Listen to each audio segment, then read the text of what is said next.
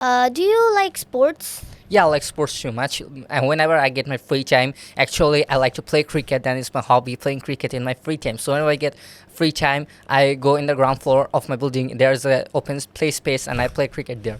So can I Great. know about your favorite sports? Yeah, I play a lot of sports. I can play handball, then basketball, table tennis, badminton, and a lot other. But from them, basketball and badminton is my favorite. So whenever I go to school, I play basketball with my club friends, and I also play badminton in the winter time in our school. And sometimes, if the school is closed, I play in the garage if my building with my friends or my parents. Yeah. So do you like traveling? Yeah, I like traveling too much. Before it was my hobby, but now I can get free time much, so I don't travel too much. But I also like traveling because traveling gives me pleasure and refresh myself. Also, do you support that?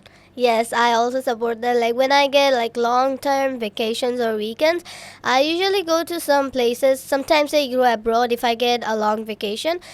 Traveling makes our mind like fresh, happy, and it brings us a change in our mind, which makes us motivated. Yeah, so that's I like traveling. How many members are there in your family? Okay, there are three members in total in our family: me, my mom, and my dad. Oh.